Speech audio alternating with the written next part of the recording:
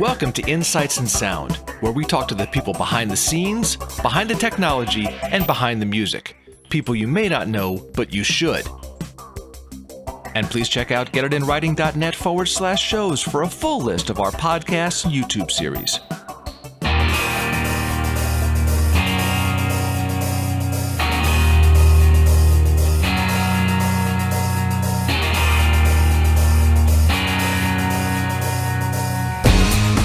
And our guest is Tana Douglas. She is the author of Loud, a memoir of her experience as arguably the first woman roadie. And I use that term sort of loosely because you've done so many different things. But we'll get into all of that stuff little by little, but I'm more interested first in talking a little bit about your background, because your book goes into a lot of your own early background. Right. And there's a certain dysfunctionality that your family exhibited from early on, which obviously, it makes us who we are, Right. No question. There's something that happens when you grow up in a dysfunctional environment like that, and it has to do with not only self-confidence, because obviously there are a lot of self-confidence issues that all of us go through, even those of us who've had these, textbook loving, genuine, whole family kind of situations. But there's a confidence issue in terms of those things that most younger kids learn to depend on. Mommy is always this, daddy is always that. Not having that confidence in your own environment, that's got to have an impact on you to begin with too, doesn't it? Yeah, and is it confidence or is it stability, or Yes. Yes. It's the same thing, I think, because one affects the other. So yes, I think from growing up, I was pretty much trained to be on the road. Unknowingly, unwittingly, and unwillingly from a very early time, So I did, we were traveling from the time of 4 years old with my mother and my half-sister. So a lot of that was constant moving, and I actually joke about it in the book, saying that if you know anything about touring, you arrive in a city, you stay for a little while, you pack up in the middle of the night and you leave. That's what we did. Exactly. For whatever reason, I'm sure there was a multitude of reasons, but so it doesn't instill a lot of confidence in you. I would sort of act a clown or something like that, to sort of deflect. I still deflect people to this day. I deflect all the time. It's terrible, but at least I'll be ready for that. Yeah, at least I know I'm doing it now. I'm good at change the subject. Mm-hmm. But so I would do that, or I would stay away and I sit back and watch a lot. I would look at a room of people to see who I thought was safe. To approach or for them to approach me. So, and I still do that to this day. I will sit back in a room and watch people, not necessarily for a safety reason, but just because it shows you so much about them, So these things I think that you do inadvertently pick up as a very small child can stay with you forever, And I think, to your point, there's almost a converse effect of, because your environment is so not necessarily unstable but unpredictable, you learn to have a certain set of operating rules internally that you use as your gauge and as your sort of defense against the world, don't you? Yeah, I think we should call it what it was. It was chaos. There's no two ways about it. Don't beat around the bush here. Exactly. It's like, it's chaos, which again, I think with this whole industry, nothing really fazed me, because it was like, the roof's collapsed. Oh, all right, let's fix it. Fine, exactly. It's like, what do we have to do? Is everyone okay? Okay, great. This is what we need to do.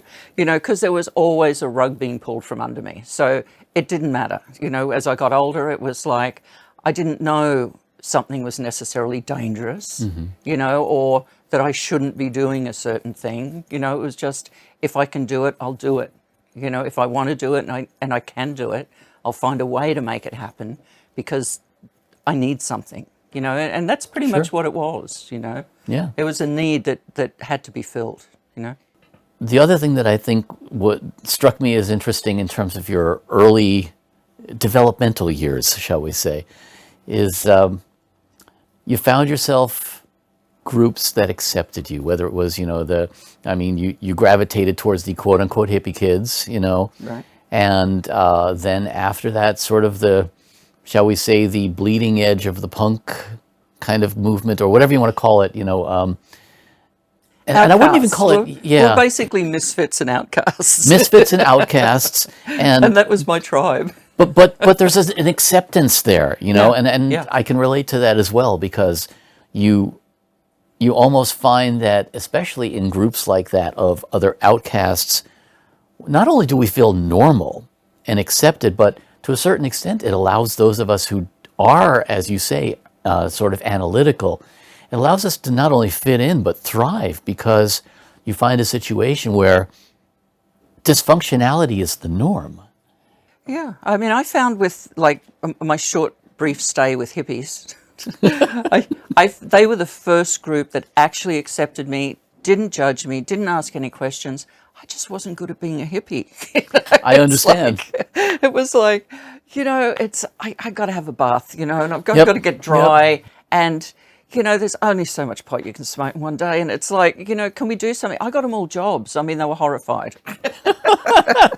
We'd all go in at like night, you know, we were up in the rainforest, and we'd come down out of the rainforest and we'd clean these like big stores, you know, like a J.C. Penney or something, you know. Who in their right mind would let a pack of hippies clean their store with no supervision? You know? I guess they knew we weren't going to put on their clothes, so they felt safe. We weren't all going to leave in like straight clothing. There's nothing you know people sell that we want. Exactly.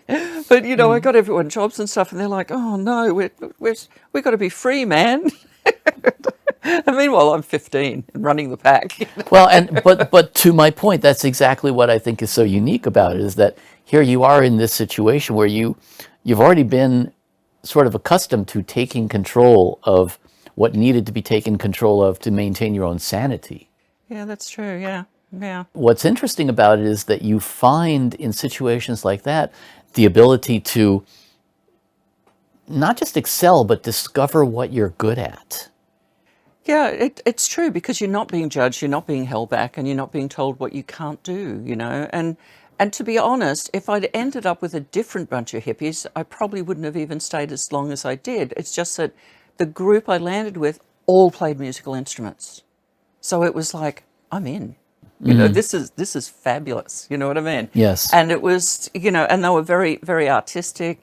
You know, they'd paint all their guitars, but not just like, you know, a peace sign and stuff. You know, there was one particular woman who, well, she was a girl at the time, obviously, but she just did the most beautiful art, and only the best musicians got her art on their guitars. You know, there was a pecking order. You know, no matter how much peace, love, and brown rice, there was serious pecking orders. You know? Yes, and there always is. Yeah, you know, and rules. You know, they were pretty much unspoken because they didn't want to be a bore.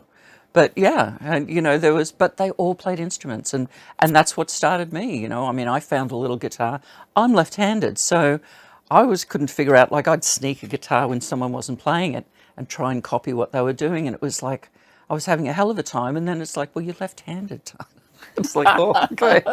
So I found an old... All of a sudden, it feels good playing. Yeah. So I found an old nylon string and resurrected it, cleaned it all up, and, you know, fixed all the pegs on it and everything. And someone volunteered a set of strings, you know, for what they were. And you know, so I could play, you know, and it was kind of cheating, actually, because, you know, we're all sitting around campfires and stuff. No electricity here, thank you. You know? And, you know, so you're just opposite. So you're just ghosting what they're doing, you know. Yes. So it was quite easy for me. You know, it's like, thank God, that whole right-handed thing was doing my head in. Drums I do right-handed, but guitar I do left-handed. It's interesting, yeah. So but I was never very good at drums. Maybe that's why. I'm horrible at drums. I was good enough to tune and set them up and do that sort of thing, you know, for once I started working for bands, you know. So with AC/DC, I could set up his kit and tune it and change all the skins out and all that sort of stuff. But yeah, no huge blinding drum solos from me. But I think what this did for you, obviously, was it instilled this confidence of, I may not be technically great at whatever is considered a traditional role, but I know that I'm damn good at this and I can excel at this, and therefore you had this confidence that you probably didn't have initially in that sense. I didn't actually have a lot of confidence. Well, you knew how to fake it, is Yeah, what it I knew comes how to down to, fake yes. it. I knew how to fake it. And whatever I was told, I did. And if I didn't know how to do it, I learned really quickly. And I kept moving. I figured, like, in the back of my mind was constantly, a moving target's harder to hit. You know?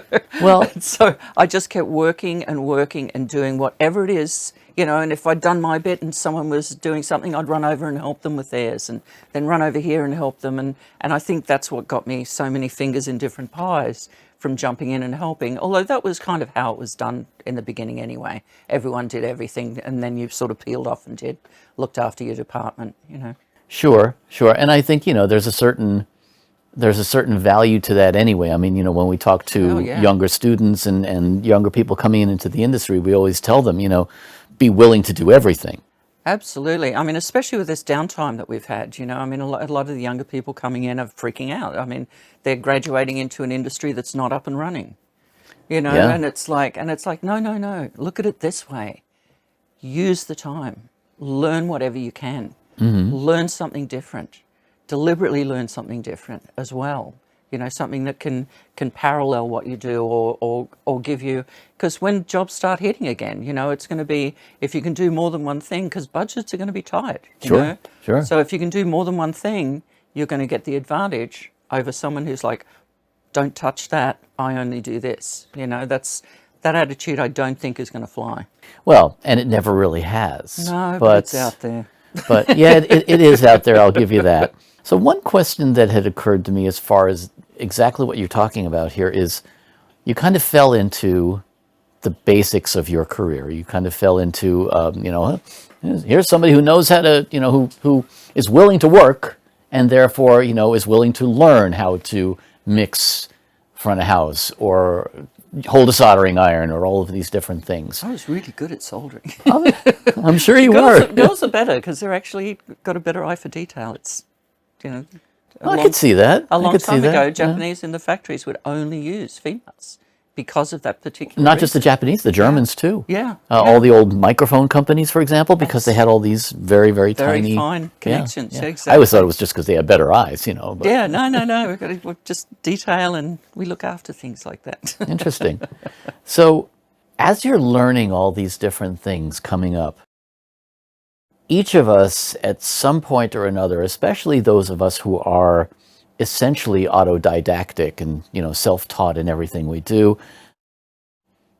there's aspects of what, is traditionally called the imposter syndrome, right? There's, when you talked earlier about moving around quickly, it's almost like I want to try different things so that if I've gotten something wrong, I don't want anybody to bust me or whatever it is, Yeah, no, that wasn't the reason. The reason was I figured that the more I learned and the more I did, the less chance they'd tell me to go away because I was a girl. Mm-hmm. Seriously, and Okay. it was like, I think, I was very fortunate that very early on, some of the really established and people who are still really talked about in high regard to this day in Australia, and then eventually the rest of the world, but first in Australia, a couple of them just kind of looked at me and went, sure, here, try this. You know what I mean? I mean, I was never invited so much to do it as I just sort of jumped in.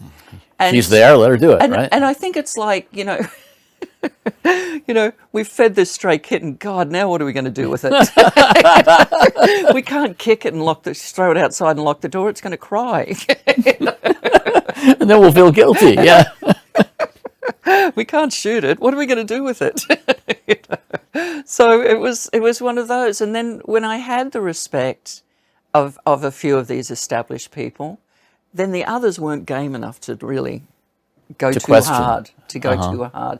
Some would. I mean, they can't help themselves, especially they get a couple of drinks in them. It's just like, oh God, and still, I mean, all the way through your career, you'll find there's always somebody you know, Absolutely. and they're usually the ones that are insecure with their own job, which it took me a long time to figure that out, you know, but it's usually the ones who are scared you're either going to take their job or you're going to figure out that they don't know what the hell they're doing. Sure. You know, and they're the ones Sure. that yell the loudest, they're the ones that make the biggest deal about it, and they're the ones that just aren't worth your time, you know, and I learned quite early on, pick your battles. Yes. You know, don't fight for the hell of it, because, you know, when a woman screams, she's neurotic. When a guy screams, he roars. You know. Yes, yes, and we're going to get into a lot of that in terms of the double standard and whatnot. Right. But I'm curious also, as you were, quote unquote, coming up and learning all of these different skills, was there a point at which you turned around and said, "Shit just got real"? You know, was there a point at which you stopped feeling like, not that you were learning, because we're always learning, but was there a point at which you felt this certain confidence of, I know what I'm doing, get out of my face? There was that moment, yeah. That moment happened with a huge show with The Who and AC/DC and I think Nils Lofgren and someone else. So a bunch of nobodies, yeah. Yeah. And of course I'd worked with AC/DC in Australia and left, and by this time I'd moved to the UK. And so I'd been at it for about 3.5 years. And all of a sudden I found myself standing on the stage at Wembley Stadium, the old stadium, and looking out, and there's like mist on the ground and stuff, and the trucks are unloading, and I'm talking to the rigger. And I just stopped, and it's one of those things that you don't do. You just keep going, you know. But I did actually stop for that moment, and I gave myself that moment consciously and went, shit. There's going to be 80,000 people here today, which was huge at the time. You know, it's like, there's going to be 80,000 people for this show, you know, and, you know, The Who's made it. It was The Who's first show, really, since Keith Moon had died. So they had a lot to prove. We'd been in rehearsals down at Shepperton Studios, which they owned part of. We'd been shut into a hotel. They didn't want us talking to anybody. They didn't want us disappearing or anything. And they didn't want any press knowing anything about what was going on. Kenny Jones it was his first time playing with them instead of Keith Moon. Mm-hmm. And, you know, and AC/DC were one of the opening bands. So I was excited about the whole thing. It was like, wait till the boys see what I'm doing now, you know, meeting AC/DC, you know what I mean? And I just stood there and I went, you know, if a band's playing to 80,000, they've made it. And then it dawned on me, you know, if you're working for the band that plays for 80,000, you've kind of made it too, you know? So that was the first time where I sort of went, okay, you know, didn't last long. But there was a conscious, serious moment there where I just stopped, you know, with everything going on around me. I went, you know. Felt good, I'll bet. It did. Mm-hmm. Actually, it did, yeah. And that, you know, that's neither a man or a woman thing. That's a personal achievement thing. That is. And it's a feeling that normally you only get when the house lights go down. Yeah. And the audience goes, bah, and the band goes, boom. But to actually have it standing at 6 o'clock in the morning. Have any kind of emotion at 6 o'clock in the morning. Exactly, because God knows there wasn't coffee laying around for you in those days. But yeah, so it was that same rush, you know, is the point. Yeah, and that was good. That was good. You really kind of fell into working with bands almost by happenstance. Is that true? I did, yes. Yeah, I mean, the only experience I'd had of a production per se started just after I'd run away from home. I'd been the whole hippie thing, and I needed a break from the hippie thing. It was like, you know what, I'm not going back into the rainforest to grow pot. You know? I need to dry out a little bit. It had been raining at this festival, this 10-day festival we'd been at, and one of the performers at the festival was a tightrope walker called Philippe Petit. And he's the same chap who walked between the Twin Towers. So he's that guy. But this was the walk he did before that. So this was, you know, got him the money to go Practice. and do that. Yeah, exactly. And so he was just walking and, between little buildings and stuff like that at this festival, Oh, no big deal. Yeah. Well, little buildings, like single-story buildings and stuff like that, okay. just little shops and stuff, because it was a small little old town, So if he falls, he's only seriously maimed as opposed to squashed like a right. bug. Okay, yes. Just Clear enough. There'll Yeah. just be a little poof of dust, as opposed to a splat. Right. So, but he was the way he did it, you didn't even think he was going to fall. The thought never occurred to me until, of course, I hear them talking amongst themselves. And he's French, and he's got this other person with him who's French, and everyone else is Australian. And they're all talking about this thing that they're going to do, and it's like, what is it, And then I get wind of it. They're going to go down to Sydney, and they're going to walk between the two towers that are on the north side of the Sydney Harbour Bridge. And that's probably about 1, 2, 3, 4, 5, 6, probably about 15 lanes wide, something like that, so it's quite a span, maybe 20. So, because there's all different stuff going on at that end. So I'm like, and they're going, well, as long as you don't say anything, you can come with us. And I'm like, I'm in. Because I'd never been to Sydney either. So it was like quite an adventure for me at 15. So off I go. And without knowing it, I became part of my first production. Even though it was nothing to do with music, it was a production. They pulled blueprints for the bridge. We were going to scrapyards to get like balance poles for him. Nothing was real. I mean, everything we used was botched up and made up. He didn't bring all his cables and stuff. Didn't have a huge rigging box he brought with him. It was all scavenged in Sydney, in the week we had before he actually did the walk, And then at night we'd go and take stuff up into the tower, and leave it there and come back down before daylight. And it was just amazing. It was fascinating. So we did that, managed to not get arrested, which was a plus as well. And, but I had a taste for it. It's like, whatever this is really exciting, The art of production. Exactly. Mm-hmm. And then, within a short amount of time, I was invited down to my first club I'd ever gone to. Because I'm still just wearing shoes. But I had 2 girl roommates who were good at this stuff. They went to clubs and they knew everybody, and it's like they said, "Come on, you got to come." So they kind of professional schmoozers. Yeah. Mm-hmm. So they kind of like dressed me up, and it was like, put a pair of boots on me. It was like, oh God, I'm horrified. And off we went. And that was where I had the first encounter with this Australian tour manager, Wayne Swampy Jarvis. And he was the one who put me by the front of house sound console, because the girls introduced me to him. Hi, and he says, oh, you like the band? I said, I have no idea who the band is, I don't know, but I'm really excited to be here, Well, let me put you here, little girl, So he plops me next to the front of house sound desk. He says, this is the best place to watch the show from. I'm like, good. So I stick there, and there's these 2 guys next to me, and the show starts and they're like doing stuff, and there seems to be a lot of panic going on. I'm not quite sure why, but I'm like, and then I'm noticing people passing stuff up onto the stage and, adjusting microphones and stuff. And I'm like, I found myself more fascinated with everything else that was going on around the stage than with what was going on. I mean, the music was good. It was a good band. I just have no idea who it was. But, people say, well, it's the first band you ever heard live. So who is it? So I feel a bit bad, really. But I was really interested in everything else. And, they're doing 3 sets or something for the night, how it goes.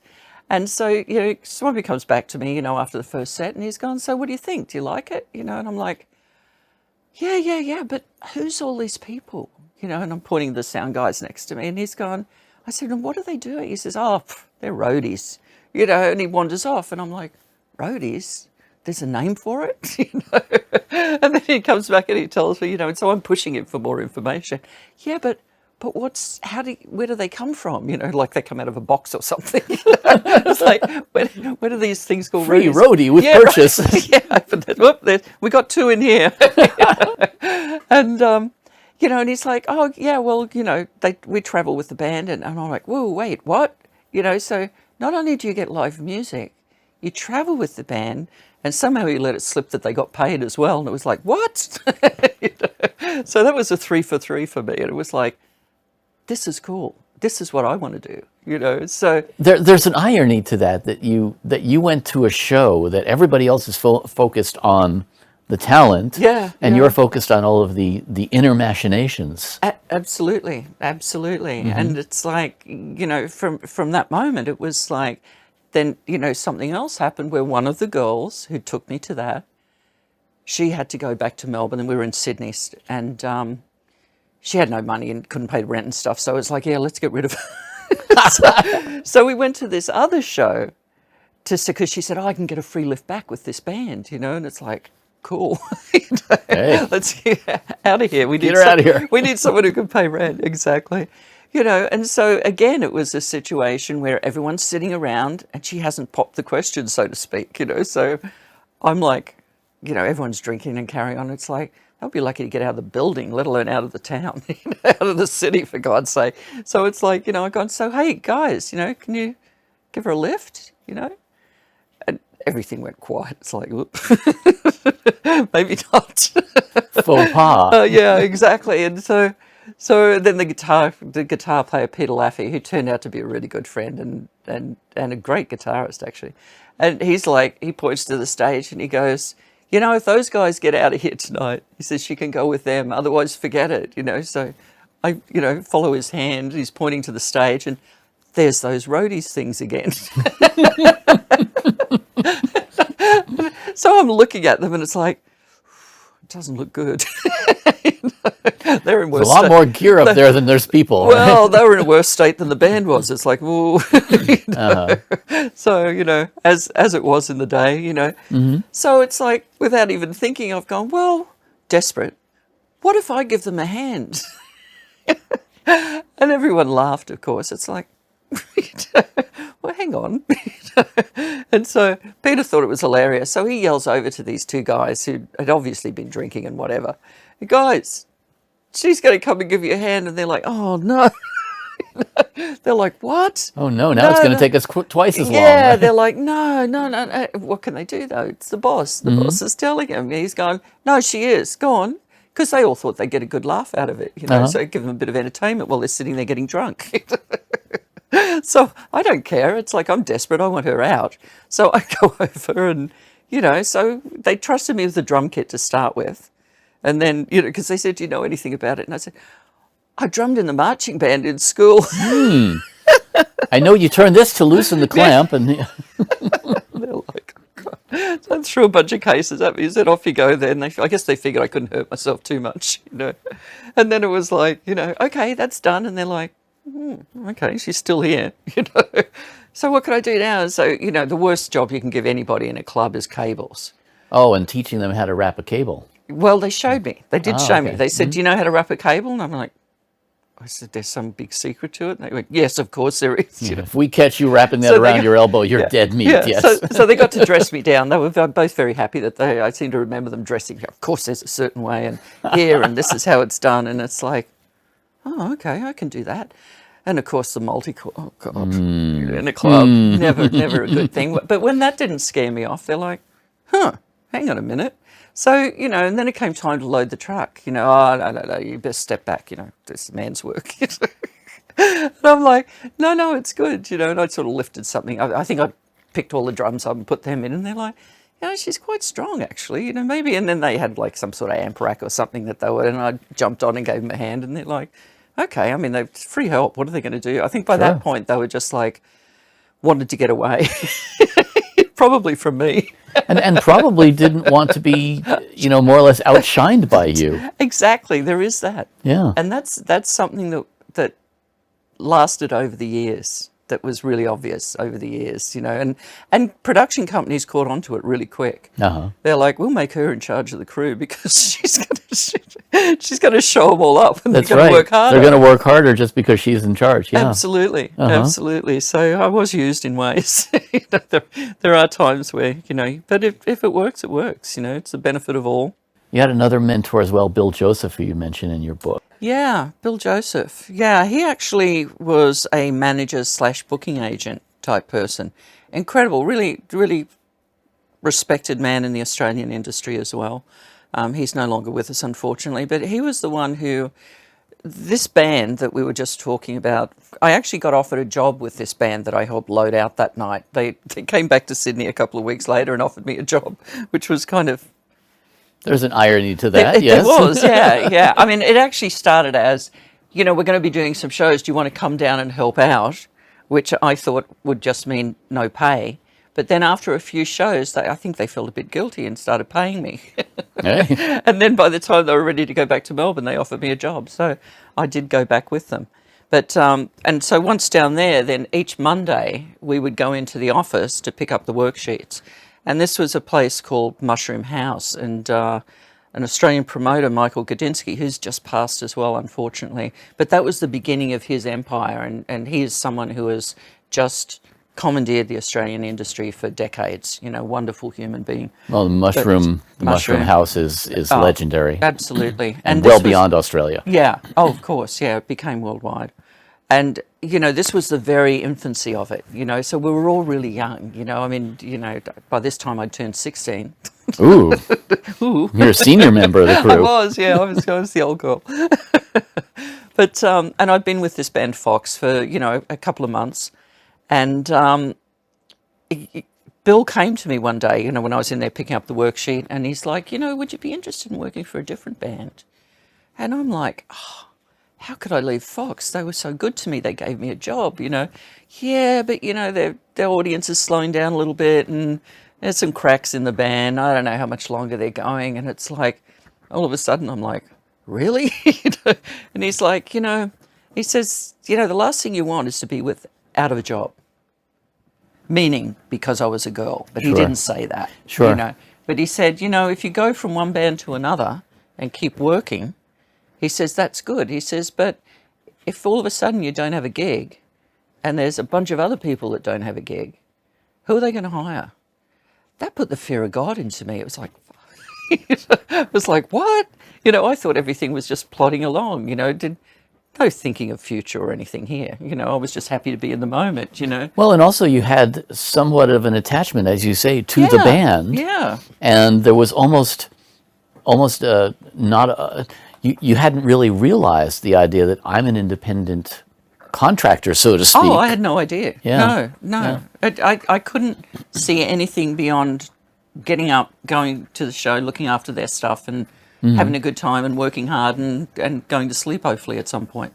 That was it. Emphasis on hopefully. Yeah. Yes. Yeah. That was it, And so Bill's gone, there's this band coming down from Sydney, he said, and I think you should work with them, and it's like, and for Bill to say that was quite a compliment, and it was like, okay. And I didn't think to ask why at the time. I think I was just happy that someone was considering me for something. Sure. So he introduced me to their other manager, a guy called Michael Browning, who was with them for quite a while. He did a lot of good stuff for them, actually, in the early days. And Michael seemed fine with it, so they took me around the house and I met the boys, and that was, the beginning of the AC/DC format that people got to know, with Bon Scott singing, so Phil Rudd, Bon Scott, Mark Evans, and the two Young brothers, But, at the time when they brought me to the house, there was only Malcolm Angus, Bon, the original singer, and the two producers, which was George Young and Harry Vander. Right, and George had some previous history. Were you aware of George's previous history? I wasn't. I was 16. Because he had been in a band. The rainforest. Right, he had been in a band called the Easy Beats. Absolutely. And they had been, I guess, theoretically, quote unquote, one-hit wonders. But I interviewed Shell Talmy about them many years ago, and Shell tells his story about how that they really could have been huge, and it was only that the band split up that caused him to then go and, produce other bands, essentially. Exactly, Produce his younger brothers. Yeah, I mean, the thing was that George and Harry, who were both in the Easy Beats, had become this producing team. And George was obviously the older brother of, Malcolm and Angus. And and they'd both had the experience of living in England and having albums and having, quite a bit of success they had for a moment there. They had a Yes. few hit songs, and then, I think there was only one hit in America maybe. Yes. But there was several in the UK and That's Europe. what Shell was saying, that Yeah. in America there were only one-hit wonders, Yeah, but that which they was were actually... Friday on My Mind. Right. Yeah, but Which is there still was- a great song. It is a great song. I mean, they're great writers. Yeah. They're great writers. Yeah. And so I walk into this room, and there's these two young guys, and then there's these three older guys. I'm like, Older to you being To me. 30 or something like that, right? Ancient. Yes. 27, I think they were. At the time. Well over the hill. Yes, of I got in course. trouble with that not long afterwards. Well, going, some old guy to the band, and they're like, how old? Not that band, but a different band, Status Quo. But I'm jumping about. They're going, how old? I've gone, got to be at least 30. And the band's like, because they were all like 30, and they're like, Ow.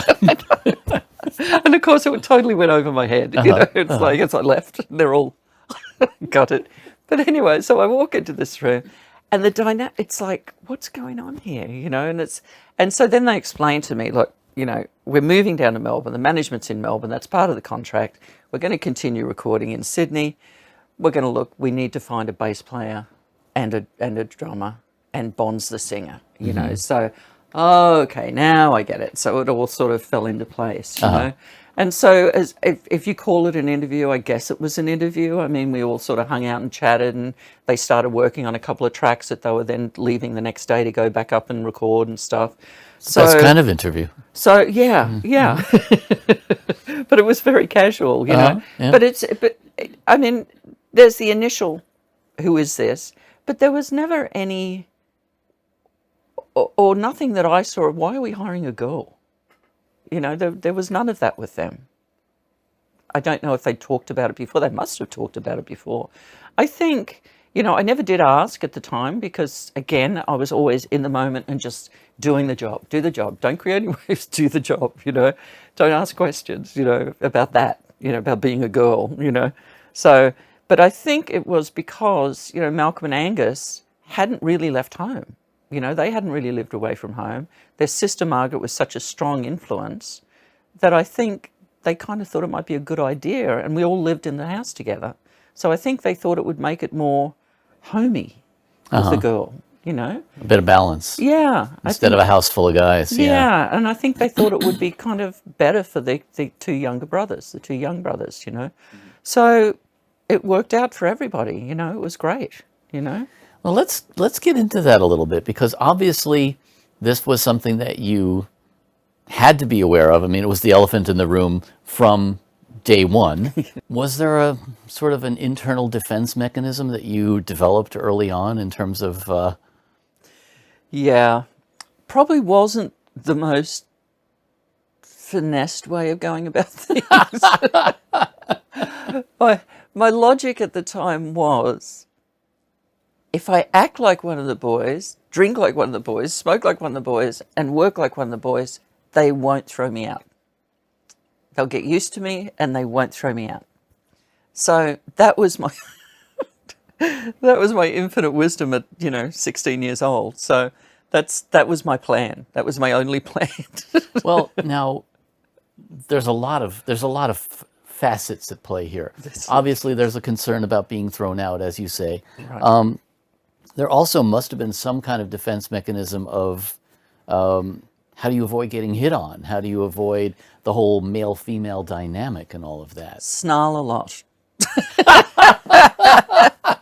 Well, that could be sexy to some people. Who knows? Usually not when you're covered in dirt and stuff from unloading a truck. I think it gets a bit feral. Oh, I don't know. There are people who pay extra for that. Damn. If only I'd known back then. But, it's tricky. It's dead tricky. And I had no idea what I was doing in those days anyway. You know what I mean? I was like, I don't know, Mm-hmm. So it never really occurred to me that people might fancy me. I understood being hit on, so I'd sort of, my go-to thing was run. Just not like up and out of the door sort of thing, but avoid it, so it's like avoiding stuff, make a joke, a quick snappy one-liner, and that shuts them up, Right, that. right. So that works most times, but if you're going to be brutally honest, everyone's sitting around getting out of it, and occasionally, things happen. So what are you going to do? I mean, how do you deal with that? Do you think just because something happened, it's love? So, it's the emotional side was never easy for me, ever, because I didn't really know what it was. I hadn't grown up with it, so I didn't know, so that makes it tricky, It's tricky enough if you do know, but God knows I had no chance. That's really an interesting point. Yeah. There is a definite dynamics balance there, obviously. Yeah. That must have been. I mean, it's interesting that you say that about running or making a joke of it, because a lot of women that I've spoken to, they handle things by just, if they get hit on, they just kind of give someone a look and like, oh, come on, seriously. And there really is sort of a making light of it, which in a way is not a bad way to handle it, because you create less tension Right. than if you actually rebuff someone and then you have this friction going on. So, so obviously you found a way to. Well, yeah, I didn't always, I wasn't necessarily subtle, I've never been known for Knee of the subtlety. groin here and there, When necessary. But yeah, I mean, it was all quite confusing to me, and there is an element, I mean, I have to say it, there's an element of it's a challenge. There's a girl, it's a challenge. Sure. Especially then, because the only females that came backstage were really there for one reason, I mean, voluntarily, they weren't being dragged there under force, and I was really sensitive to that. It's a different dynamic. Yeah. That was, that was something that why I chose the be one of the boys route, because I didn't want to get tarred and feathered. I mean, some of those girls are great. They really are. And a lot of the bands would be lost without them. So I can't judge. I definitely cannot judge on that. But I didn't want to get too close either, and because I didn't want to blur the lines. Yeah, and as you say, I mean, the one thing that you pointed out that's very astute is that relationships under these circumstances are abhorrently dysfunctional at best. Even normal relationships. I mean, it's very, very difficult to maintain a relationship on the road. Right. It's very difficult to maintain any kind of a realistic relationship when you're traveling like that, let alone if you're in that touring bubble where you're surrounded by just these people. It's you against the rest of the world. Essentially, you don't even know what the hell city you're in half the time. Exactly. How do you maintain a realistic relationship? It's tough. I mean, I did actually at one point got married and toured with my husband and stuff, and that was okay for a little bit, but then it didn't work. And again, because it was different then. Now there's, I mean, I see women touring with their other, with their partner and stuff, and even with families, they have families and stuff at home and kids and stuff, and none of that was on the table. None of that was on the table. Of course, it's a different dynamic now. You have communication methodologies now that you didn't have years ago. And so I'm so happy. Everything. I'm so happy that that's now a possibility, and I'm really proud of these women. I mean, Carrie's a fine example, it's like... Oh, absolutely. It's like, more power to you. Good on you, know. But something that just never happened, couldn't work for me at the time, you know. So, yeah, it's hard. You get into, like you mentioned, the bubble. Everyone calls it the bubble, and it is a bubble. And your mind's eye gets warped. You know, you're quite happy to believe something's real when it's not.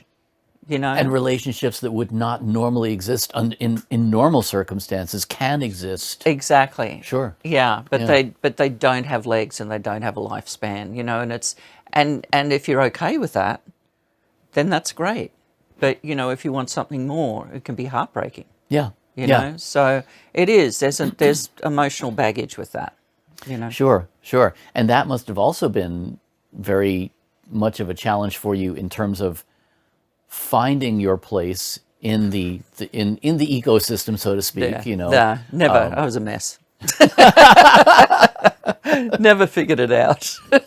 Well, but I think, obviously you figured it out and it made it work for you. So that's what's important, because everyone has different needs. And I'd think more I survived it, not so much worked it out. I just managed to survive it, and that's it. It was rough. Yeah, relationships are incredibly rough for me. yes, well, they're rough for any of us. Yeah. And having that added challenge there. Plus, as you say, I mean, you had a dysfunctional childhood to begin with. So Yeah, I had no the idea idea of what understanding what a normal, quote unquote, loving relationship is about. Not a clue. Yeah. Not a clue. Yeah. And then, you mentioned something else in your book, which I think is very, very valid, which is the double standard of, if you're in that bubble and, you get involved with someone, it's looked upon much, much differently than if a male member of the crew gets involved with someone else. Absolutely. Absolutely. I mean, it was so tricky, because different people look at you in different ways. It's like you're either like a kid sister to them, or they really fancy you, but they're not going to say anything, or they just want to have a go and see how far they can get. You know what I mean? And if someone does really like you, it's hard to tell with all of these different, personalities and characters going on, and lies. Lies? Lie like dogs. Lies in the music industry?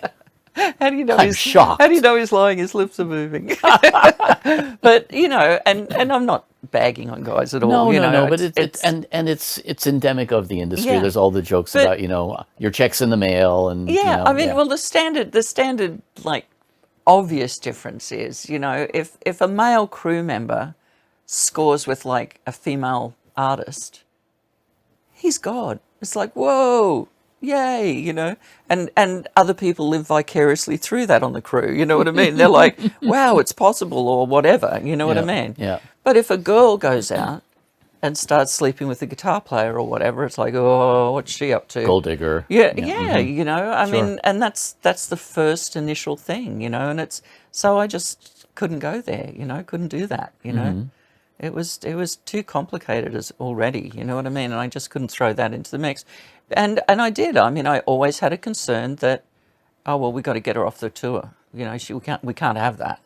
But we could have it if he's doing it, Well, and then as you became more and more, shall we say, of a professional, not that you weren't a professional to begin with, but as you rose in the ranks, quote unquote, to the point where you essentially became your own entrepreneur. Right. And you were running your own show and everything. I think there's even more of that. It becomes even more dangerous at that point, because you have more at stake. Yeah. You have more potential accusations of impropriety. Right. Because you're seen as then abusing your power, so to speak. Yeah.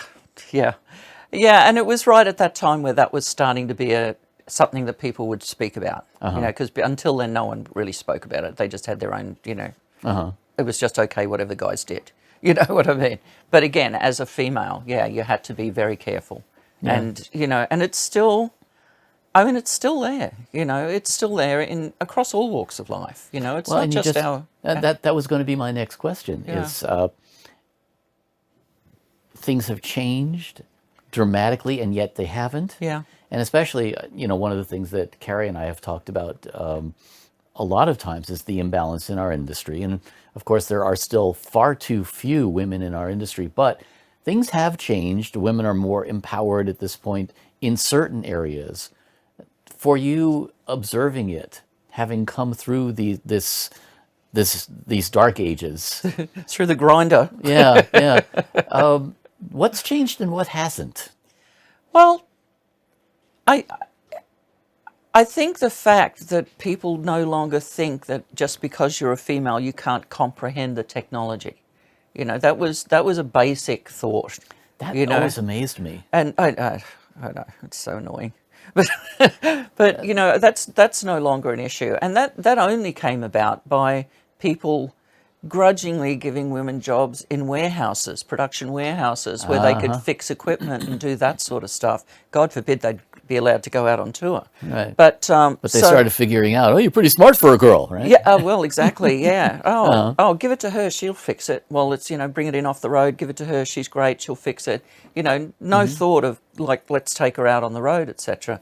But now it's gone to that where it's like, you can actually work your way up and do that, and I guess these schools, I don't know how many of these schools are really good and how many aren't. Oh, it's wildly varying. Yeah. Absolutely. Yeah. Absolutely. And, those schools didn't exist when we were coming up. No. And that's one aspect of it, Absolutely. is that you learned everything on the road. Yeah, yeah. But as you say, I mean, there are those opportunities now that there weren't before. Yeah, there is. Yeah. I mean, very few people would be able to, with a straight face, go, not possible because she's a female. Right. Because now it's been proved. Like, even though we're small in numbers, it's been proved. So, okay, move on to the next complaint. What's the next one, But, the thing is, it's the real world. It's just yes, it's a bubble, but it's the real world. And guess what? There's women in the real world. Sure. Get over it, On the other hand, what I think is probably, well, not probably, but what I think is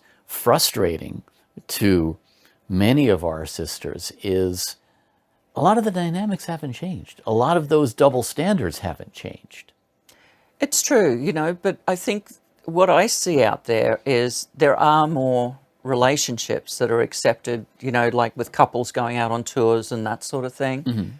I think it's because they save on hotel rooms. But anyway, they finally figured out how they can make it financially to their advantage. Save on hotel rooms. No. But, not to joke about it because it's important, But, I think you can only say no. It's the world's not round for so long. Sure. And then it's going to be like, okay, it's round, but we don't want it to be. Well, okay, that's good. I wish too. it wasn't round. Wish it wasn't round. Yeah. So, that's all great. But, there could be a better way to go about it. Like, it's round. What can we do with it that's going to be really cool? That would be a good outlook. How can we make this work, I mean, because, if I go back in my mind, early days, the only women I ever came across were either in-house follow spot operators, which comes from theatre, because theatre actually had women doing this sort of stuff, to a degree, it was more acceptable. So women follow spot operators when we go into certain venues, like the theatres, the Odeons in England and stuff like that. And then all of a sudden it was like, as production got more and more complicated, the production manager or the tour manager would bring their wife or girlfriend with them to run the office, because that was a girl's job, Of course, yes. But it was a way in, you know what I mean? It Yeah. was a way in. So without anyone knowing, we were making inroads, you know what I mean? And then I came across a female stagehand at a venue. Hello. Wow. Well, yeah, and myself, I've only ever toured with one other female, and that was an Australian girl called Debbie Vincent, who came over from Australia to England, and I happened to be running Tasco's warehouse at the time, their lighting department. And so her boyfriend was a really good friend of mine, still is to this day, Mary Took, and we put him out on Neil Young, and then he's gone, Debbie does lights too. So I was like, wow. And I wasn't going to put her out on a tour on her own because I didn't know how she'd be treated. Sure. So I took her out on Elton with myself, Had to share a room. Oh, my God. But it was okay. She was a darling, and she was good. She was really good, gutsy little Australian girl, So she was kind of like a little Someone after your own heart. Yeah, she was. She was like a little kid sister, and it was great. I mean, I don't even know if she was younger than me. She probably was. So what was the inspiration for writing this book? Because obviously one doesn't sit down and just write a book. No. Not if you're sane, no. It's a lot of work. It is. Had no idea. Had no idea. I mean, it started by someone approaching me who wanted to do a screenplay, actually. It's someone here in LA. And I had no idea. I thought it was the most ridiculous thing I'd ever heard of. It's like, what are you talking about? That's ridiculous. So, and he was kind of persistent. So I spoke to him a couple of times, but, I realized that he wanted all the dirt on the bands. And it's like, nah, that's not going to happen. Yeah. You know, and then someone else approached me about a book. He said, you know, I could write the book with you. You know, and he says, I've written all these other books. So he sent me a few of the books and I read them. And he'd done a couple on different members of AC/DC, unauthorized, but, you know. So I read them and then, you know, so we started playing about. And then I noticed that how he did stuff, it was like, hang on, you wrote that on page 37 in this book. You know what I mean? It was like, hang on a sec. So I kind of realized that, but by then I kind of had a bit of a bug, you know, because I'd started sort of playing around with the idea. But I realized that if it was going to be done properly with the vision that I had, which is to really show people what it's like to be a crew member, what it's like to work in this industry on the production side, and also the people that we work for, you know, the bands, you know. But it's not a telltale book about the bands. There's stories about different bands. Of course there is, you know, that's part of our life, you know. But it was really a hats off to people who do this for a living, you know, and to let people who don't do this for a living see what it's really like. Like people who are not in the industry, they really have no idea still. You know, they've gotten And it's probably better that way. Well, they've gotten some of the information now. I mean, you go to it, you know, you're working at a show and all of a sudden the audience knows, like, you know, how to tell you how to do the sound or how to do the lights or why isn't this here or why isn't that there, which is so annoying. But so maybe if they get an idea of what we really have to do to do this job, they may back off a little bit on that side of it, you know. That sounds very optimistic to me. Yeah. But I think, you know, it's obviously you're speaking to a lot of younger people coming up, especially younger women coming up, yeah, which I think is very inspirational in and of itself. But I also think it must have been really kind of cathartic for you to write this. You know, it certainly was. I'd never been in therapy. Never been in therapy. And this was it. I could see that. This was my therapy. Yeah. And you know, it did, because, you know, some of the situations I've gotten into in my life, it's like, was it really worth it? You know what I mean? You think that, you know? Of course. And from actually putting it all down, like pen to paper and, well, keypad, but, you know, from actually going through it and rehashing it and reliving it and putting it in some sort of order of what really happened, it was really cathartic, you know, and it was. I can imagine. I think I needed it, actually. I think we could probably all do with it. I could imagine that, yeah. Yeah. Yeah, I'm sure it was. And also, I think for you, it must have been sort of an education in, you know, this is what happened while I was busy just following the path. Yeah, exactly. Because that's just it. You know, a lot of this, I mean, we don't make this, we don't plan any of this. You know, there's that old joke about, you know, life is what happens while you're busy making other plans and all of that. But it's really true. You know, the universe just throws stuff at you. And oh, exactly. You know, like when I started doing logistics, I had no intention of starting a company of my own. You know, the company I was working for, the guy did a bunk. He took off and he took all the money. oops. And I'd not been there long, and I had all sorts of bands out there. I had, you know, like Chili Peppers. I had all sorts of bands, and it was like, what the hell am I going to do? How am I going to get them back? So I had to go to each of these airlines and say, look, this is what's happened. You've got to let me bring the gear back. I'll give you every penny that I get paid, but you've got to let me do this. I know you haven't been paid for the outleg, because this is what happened. But and again, they listened to me, and they gave me a shot at it. You know, and every airline and every carrier that I used, which was several. I mean, there was several bands out there. You know, freaking out. I didn't know. It's like, God. I mean, and we're talking a lot of money. Sure. A lot of money. And me. living in a house in Venice Beach with half my head shaved, my leather jacket, pink bits in my hair. I'm responsible for several $1 million worth of gear that's floating around. Not to mention the carnets. Yeah. I mean, for God's sake, the carnets alone were just like millions upon millions, and going up to customs, you know, they're like, oh, we're going to tear your equipment apart. It's like, seriously, do you think I would look like this if I had anything hidden in that equipment? Are you crazy? Right, I'd be driving a Right. yeah, mhm. And so they laughed, and everyone just came into line. And it was like, whether it was customs people, whether it was the airliners, you know, the freight companies, whoever it was, and they let me bring all these bands back. Because you dealt with people straight and honest. And I gave them every penny I made. And a couple of them went, you know what, we'll just take this. Wow, I can pay my rent. you know, I and won't be sleeping in my car this week. That's yeah, good. Yeah. well, I still have my house, but, well, not my house, but I still had, you know, the place where I lived. So, you know, and from that, you know, a company grew, you know. So, yeah, it's not a lot of it's been planned, you know, and it's hard to plan when you're just constantly going, you know, from one tour to another, or from one country to another country, you know. I mean, I've lived in someone else's country since I was 17 years old. Well, and that's an interesting point too, because culturally speaking, you've had to adapt to, I mean, granted, we speak sort of the same language, but you've had to adapt to first the British culture and then the American culture. I mean, those are European, completely different you know, worlds. Yes, exactly. Yeah, living in Paris for 9 months, and you know, different things, you know. Yes, the French culture is also Yeah, absolutely. different You know, and I just think it's all really exciting. You know, I mean, I I agree loved with it. you.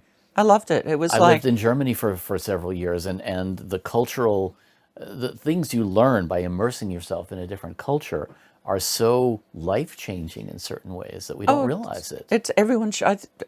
My thing is, every child once a year should go and live in another country with Agreed. another family Agreed. for a couple of weeks and come back. Yes. Because then, when Dad's sitting behind him and goes to the television, oh, that guy's got a towel on his head, the kid will go, well, actually, Dad, no, that's a burqa, and what they do is they wear it for this, Yep. this, and this. Yep. And isn't Dad going to feel like an idiot? Yes, exactly. Oh, okay, son, sorry. You know? Yeah. I mean, that's, you know, it's simple, and we make it so complicated.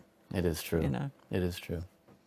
Well, since a lot of our audience are young and upcoming in this industry, what do you wish you had known at 15? Anything.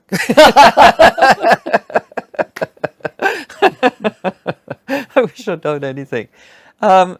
But if you had, then you wouldn't have gotten into it. So. Well, yeah, if I'd known, yeah, God forbid.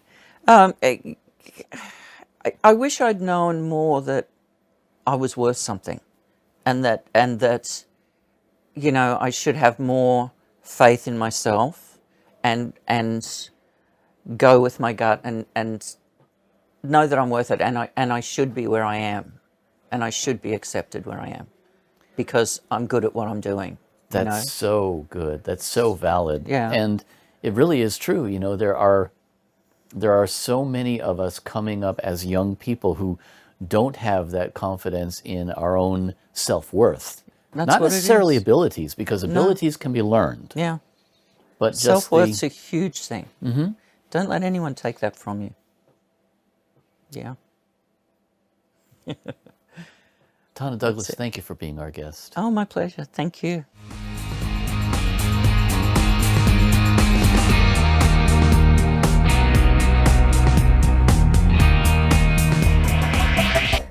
Hey, I'm Daniel Keller. Don't forget to hit the subscribe button and join us each week for Insights in Sound.